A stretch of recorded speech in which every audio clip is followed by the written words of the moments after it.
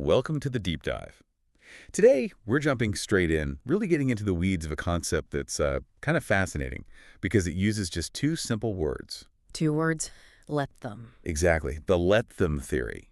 And we're looking at it not just as, a nice little mantra. No, not at all. It's positioned as a really practical tool, a framework almost. Right, a framework for dealing with some pretty heavy stuff, anxiety, that fear of rejection we all feel sometimes, and just that constant, exhausting urge so many of us have to try and control everything and everyone around us. And that need to control. That's really the heart of what we're exploring today, isn't it? Our sources are particularly interesting because they trace this whole theory back to a single moment, not some academic lab, but a really raw, very human moment of feeling left out. It's incredibly relatable, that origin story. Yeah. So our mission here, for you listening, is basically to give you a shortcut. A shortcut to understanding why we even have that deep-seated need to manage things. Why do we feel like we have to fix everything? And why does it feel so personal, almost like a moral failing, when someone else does something that doesn't align with our plans or doesn't even involve us? We're going to unpack the philosophical muscles, if you like, that you need to build to actually let go. Let go of what, fundamentally? Of trying to control something you never actually had control of in the first place. Oh, just Other people, their actions, their thoughts, their choices. It sounds obvious, but it's incredibly hard to internalize. Okay. So by the end of this, the idea is you'll see how this seemingly simple phrase, let them, actually connects to some really old, really profound wisdom traditions. Absolutely. It's about shifting from being this frantic manager of everything outside yourself. Which is exhausting. Totally exhausting. And shifting towards becoming, well, a master of your own internal peace. Right. Let's start where it all began, apparently. The source paints a very vivid picture. It starts on the couch. The classic scene. Mid-afternoon, couch slump, scrolling through social media. We've all done it, just mindlessly scrolling through this endless feed of, well, curated perfection, often. And then, bam, the photo pops up, an old friend. And she looks incredible. The source uses words like tan, happy, relaxed, refreshed. The whole aspirational package right there on your screen. Initially, maybe it's just a fleeting thought, oh, she looks great. Maybe a tiny bit of envy, but nothing major. Just an observation. But then the feed keeps delivering. It's not just one photo, it's a carousel. Ah, the carousel, the extended highlight reel. Exactly, and it's showing everything. Brunch, dancing, shopping trips, everyone laughing, swimming, fancy cocktails, the works. This wasn't just coffee. This was, as the source puts it, an epic girls' weekend away. And you feel that pang, right? That immediate internal calculation. Wow, that looks amazing, wish I was. But it hasn't quite hit yet. Not fully. There's that moment of comparison, maybe vulnerability. But the real gut punch, according to the source, comes when the narrator zooms in. That instinctive pinch to zoom on the group photo. Oh, yeah. You know that move. And she realizes. She knows every single person in that picture. Every single woman having this amazing time together. Her friends. Or at least people she considered friends. Right. They'd gone away, had this incredible experience, and she was very, very clearly not there, left out. And the source is really specific about the physical feeling. It wasn't just, oh, bummer. It describes it hitting the stomach like a punch. A literal physical sensation. Which makes sense biologically. Neuroscience tells us social exclusion lights up the same brain regions as physical pain. It registers as a threat. Wow. So it's not just being overly sensitive, it's a genuine pain response. It can be, absolutely. Your brain is essentially screaming, danger, potential loss of tribe, loss of safety, even if consciously, it's just a weekend trip. And what makes it worse in this specific case is the history. These weren't just casual acquaintances. No, the narrator apparently reflects on years of shared life. Yeah, things like barbecues, carpooling kids, standing on soccer sidelines together, date nights, even those really tough, vulnerable conversations about parenting and life struggles. Real connection, real shared history. So when you have that level of background, being left out doesn't feel like an accident. It feels deliberate. It feels like a statement, a verdict on your current standing within that group. Or at least that's how the brain interprets it in that moment of pain. So the physical punch lands, and then what? Then the mind takes over. The psychological spiral begins. This is the part described as full stalker mode. Right. Exactly. Glued to the phone, clicking through every profile tagged, reading every caption, analyzing every photo. Looking for clues? Or what? Looking for a reason. For proof. Proof it was an accident, maybe. Proof she did something wrong. Proof they're mad at her. Anything to make sense of the exclusion. That immediate self-blame spiral. Yeah. What did I do? When did they plan this without me? Why does this stuff always happen to me? Yeah, that frantic search for a narrative. Because the not knowing, the ambiguity, is almost worse than knowing something bad. Why is that? The brain hates uncertainty, especially in social situations. Uncertainty feels dangerous. If you can land on a reason, even if it's I messed up, well, at least that's a problem you can potentially fix or understand. Right, you can categorize it, control it in a way. The unknown is just terrifying. Precisely. So you search and search, trying to find that piece of information that will just stop the spinning. And then the reality check arrives in the form of her partner, Chris. Walks in, sees her upset, asks what's wrong. And she explains her devastation, probably expecting sympathy or validation of her hurt. But Chris offers something else entirely. Yeah. A dose of cold, hard truth. Pretty much. Saying something like, why are you so upset? It's not like you're actually close friends with them anymore. Ouch. Brutal honesty. Yeah. And this is where we see that massive conflict, the one that really fuels this whole need for the let them theory. The conflict between Between the intellectual brain and the emotional brain. Okay, explain that. Intellectually, the narrator apparently knows Chris has a point. She admits it herself later. She hadn't really invested in those specific friendships lately. Life got busy, she hadn't organized anything, the closeness had faded naturally. The rational adult brain gets it. Friendships ebb and flow, people drift. Exactly. But emotionally, she's completely wrecked. That rational understanding is totally swamped by this raw, visceral feeling. The source compares it to being back in middle school. Yeah. Left out of the sleepover, not picked for the team. That primal feeling of rejection, of being unwanted. So the adult brain sees the logic, but the inner kid, or maybe the primitive brain, just feels the sting of exclusion. And that emotional part is incredibly powerful. It hijacks the system. And that feeling, that overwhelming devastation, that's what triggers the next stage, the need to fix it. That's exactly it. The pain of that feeling is so intense, the immediate, almost instinctual reaction is, I have to make this feeling stop. I have to control this situation. Okay, so that feeling the punch in the gut, the middle school rejection vibe, it leads directly to this impulse to do something. Immediately. The source says the narrator felt this overwhelming urge to reach out, send a text, make a call, a casual, hey, what's up, just to check the temperature. All aimed at getting what? Reassurance? Reassurance. Confirmation that she hadn't done anything wrong, that the friendships were okay, and most importantly, that this horrible anxiety could just stop. And this isn't unique to her, right? This is the trap. It's a universal human response. When we feel excluded or uncomfortable, our first instinct is often to internalize it.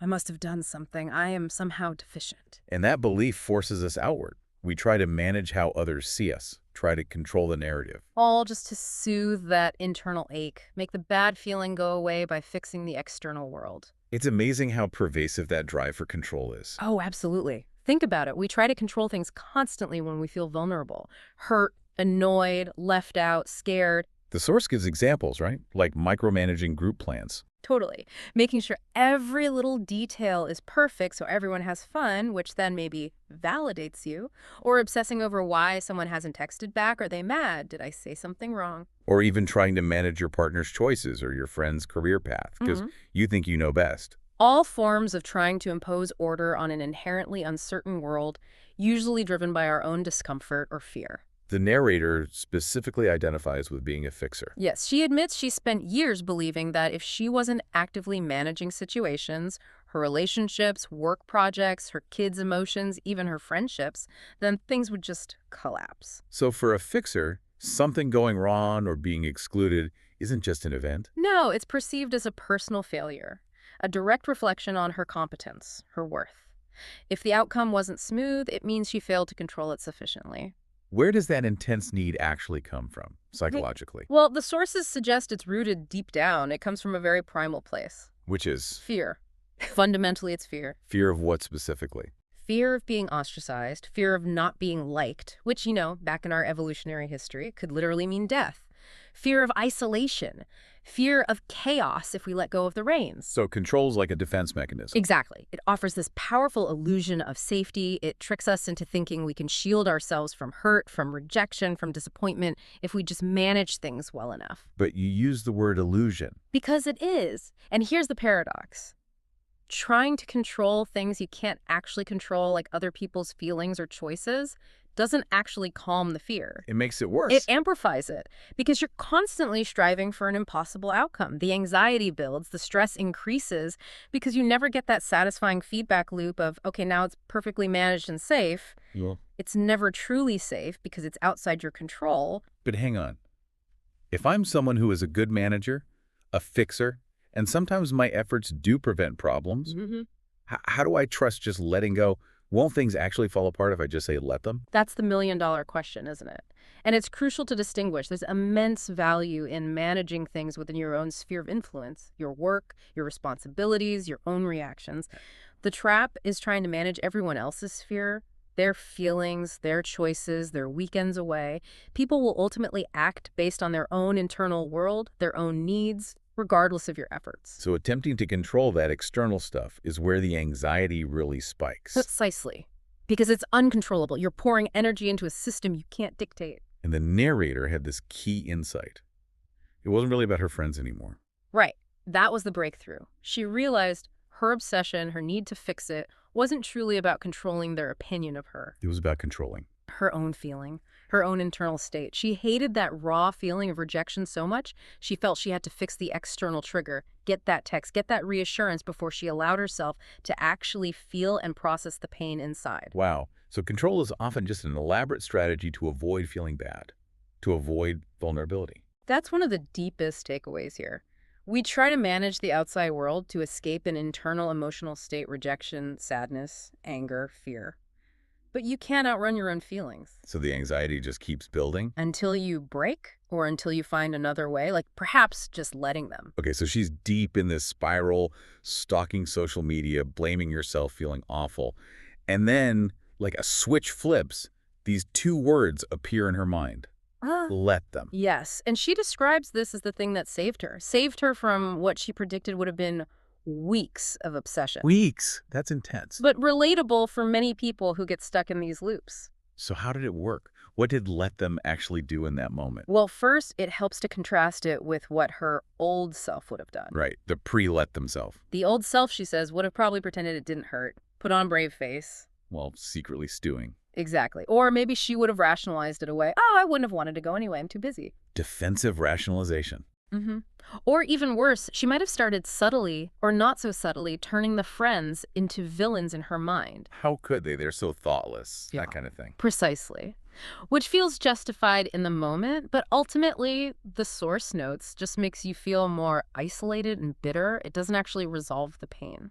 So, let them was different. How quickly did it work? Was it instant relief? Not instant, and that's key. She says it bothered her for only about 10 minutes compared to the usual weeks. But within those 10 minutes, it wasn't like the hurt vanished. Okay. The hurt would still bubble up. The old thoughts, the fear, the rejection narrative, they'd try to take hold again. She had to consciously, actively repeat the phrase. Like an antidote she had to keep administering. Exactly like that. It's an active mental practice, not a passive magic wand. It's about refusing to let the emotion hijack her thoughts and behavior. It's a mantra to disrupt the loop. Did she use specific phrases? Yeah, the source gives examples. She'd repeat things internally, like, let them go on the trip, let them take the weekend together, let them have their fun without you. That sounds hard. Saying let them have fun without you when you feel excluded must take real effort. Immense effort initially, because your gut, your emotional brain, is screaming the opposite. No, fix it, make them include you, make them see. And she admits, at first, the phrase felt wrong somehow. Yeah, it felt like admitting defeat, like confirming the rejection or just giving in. But that feeling of defeat was actually the turning point. That's the paradox. That feeling forces the crucial shift in perspective. Which is? Understanding that let them isn't about weak surrender. It's about releasing control you never actually possess. Okay. It's acknowledging reality. Exactly. It's radical honesty. She realized no amount of obsessing, analyzing, or texting was going to change the fact that the trip had already happened. They had gone. The only thing her mental gymnastics were doing was making her miserable, causing her pain and anxiety in the present moment over something already in the past. And realizing that, releasing that impossible need to control the past. What did that feel like? The source describes a physical change. That knot in her chest, that physical tightness of anxiety and the burden of control started to loosen. Wow. The pressure she felt the need to fix the external situation just faded away. Her emotional system could finally stand down from high alert because the perceived threat was neutralized internally. And the ultimate realization was profound. Utterly. She understood. Their weekend away had nothing to do with me. It wasn't a secret message about her worthlessness? No, they weren't plotting against her or making some grand statement. They were just living their lives, planning a trip, having fun. And then comes the kicker. Even if it was about her. That's the final, most powerful layer of acceptance. And even if they were making a statement, let them. That takes away all the power from the external event or the other people's potential intentions. It reclaims her own agency, her own emotional stability. It's basically saying, your actions or opinions don't get to dictate my internal state. That's a powerful boundary. The ultimate boundary. It's emotional self-sufficiency in action. Okay, so this personal story is powerful, but you mentioned earlier this isn't just like a self-help trick someone invented recently. Not at all. And this is where it gets really interesting, connecting the dots. The sources make a strong case that the let them theory, while maybe newly packaged, is essentially a distilled, user-friendly version of some very old, very deep philosophical ideas. Like taking complex teachings and boiling them down into a two-word command for everyday life. Exactly. It's seen as translating core principles from Stoicism, Buddhism, detachment theory, and radical acceptance into something you could actually use when you're spiraling on the couch. Okay, let's break that down. Stoicism first. How does let them connect there? Well, the absolute bedrock of Stoicism, going back to thinkers like Epictetus, is the famous dichotomy of control. Right, the idea that some things are up to us and some things just aren't. Precisely. What's up to us? Our judgments, our intentions, our responses, our own actions. What's not up to us? Pretty much everything else. Other people's actions, their opinions of us, our health to some extent, external events like, say, a girls' trip we weren't invited on. So applying that to the narrator's situation, she was pouring all her energy into the not up to us category. 100%. Obsessing over the friend's choices, their motivations, the trip itself, all things firmly outside her sphere of control. So practicing let them is basically like practicing stoicism. In a very direct way, yes. It's consciously deciding to withdraw energy from the uncontrollable external and redirect it to the internal, your own response. You're allowing others to make their choices without feeling responsible for managing or changing them. The Stoics believed true power lies there, right? In managing yourself. Absolutely. They argued that seeking power or peace in external things is doomed to fail because externals are inherently unstable and outside your command. Real strength, real tranquility comes from mastering your inner world, your judgments and responses. Saying let them is a way of saying, I choose to focus my resources where they actually matter on myself. Okay, that makes sense. What about the connection to Buddhism, specifically radical acceptance? Well, a core Buddhist teaching is about the nature of suffering, or dukkha. The idea is that pain is inevitable in life. That's the first arrow. But suffering comes from our resistance to that pain, our wishing things were different. That's the second arrow we shoot ourselves with.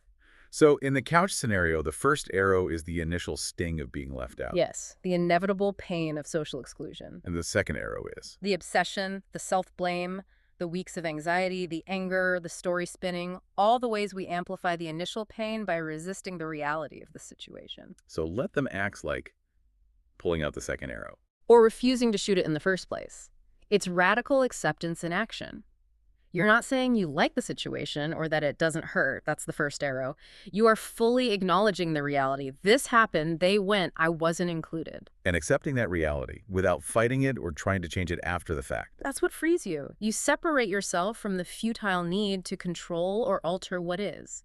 You accept their choices are theirs, not yours to manage. That acceptance is where the emotional freedom comes from. But it's radical acceptance, implying it's not easy or passive. Definitely not passive. It involves actively sitting with the discomfort, acknowledging the pain, the first arrow, and then making a conscious choice not to engage in the behaviors driven by resistance, the second arrow. It's a deep, intentional acknowledgement, even when the reality is unpleasant. Got it. And detachment theory, how does that fit? Detachment theory in this context is about creating a kind of emotional boundary or psychological distance between yourself and situations that typically trigger strong and negative emotions. Like creating a buffer zone. Sort of. When you mentally step back and say, let them, you're inserting a pause. You're creating a little bit of space between the triggering event, seeing the photos, and your habitual emotional reaction spiraling. What does that space achieve? It prevents emotional hijacking. It stops the amygdala, the brain's fear center, from completely taking over and driving you into stalker mode or control behaviors.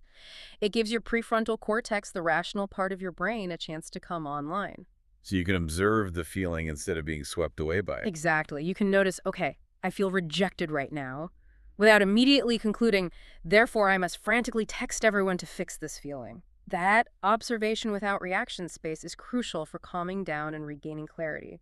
It breaks the cycle of fear leading to control, which leads to failure, which leads to more fear. This really highlights the difference the source makes between let them and the usual advice to just let it go. Yes, this is a really important distinction. Why does just let it go often feel so unhelpful, even annoying? Because it feels dismissive.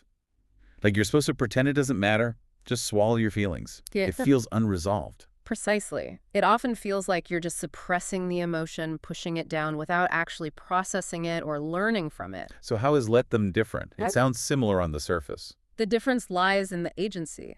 Let it go often feels passive, like resignation. Let them, as presented here, is framed as an active, empowered choice. Active how? You are actively choosing to release your grip on how you think things should be, your grip on trying to manage other people, your grip on needing a specific outcome to feel okay. You're allowing reality to unfold as it will, rather than fighting for how you wish it would. So it's not about letting go of your feelings, but letting go of the struggle against reality. That's a great way to put it. You let go of the exhausting, stressful job of trying to be the manager of the universe, or at least the manager of everyone else's choices and feelings. That frees up energy. Tremendous energy. It frees you to focus inward on your own responses, your own peace, your own life, which is ultimately the only domain you truly can manage. So if we pull all these threads together, what we're seeing is that the simple phrase, let them, acts as a kind of cognitive and emotional pivot. A pivot away from what? Away from feeling like a victim of circumstances, away from that powerless middle school feeling of being defined by whether others include you or approve of you. And pivoting towards A place of personal power, towards that stoic ideal of focusing only on what is truly yours to control your thoughts, your choices, your responses. You shift from reacting to external events to acting from internal strength. That really is the core takeaway, isn't it? When you genuinely allow others the freedom to be who they are, to make their choices, even choices that might exclude you or disappoint you without needing to intervene or fix it. You break that chain. You sever the link that ties your emotional well-being directly to their actions. You free yourself. Free yourself from that constant cycle of trying to manage everything, getting frustrated, feeling rejected, trying to manage again. Exactly. It's exhausting. Letting them be allows you to step off that hamster wheel. It creates actual space, mental, emotional space for more peace, more intention, more clarity in your own life. And it's important to stress this isn't about becoming cold or indifferent. Not at all. It's actually the foundation for healthier relationships because it's based on respect for autonomy, theirs and yours. It's the ultimate act of boundary setting. But the boundary isn't a wall against people. No, the boundary is internal.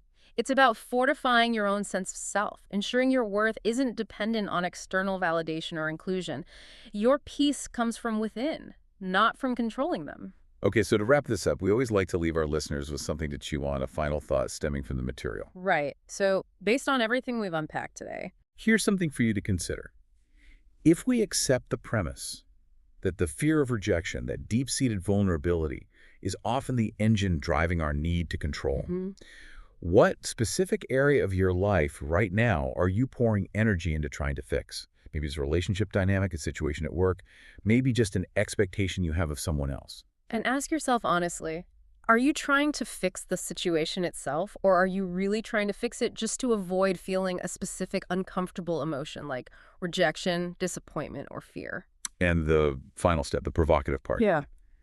What might happen? What might you feel perhaps immediately if you were to consciously apply let them to that specific situation right now? Just allow the situation and the feeling to be without leaping into action to fix or control it. Yeah. What relief might you find in simply letting them? Something to think about. Thank you for joining us for the deep dive.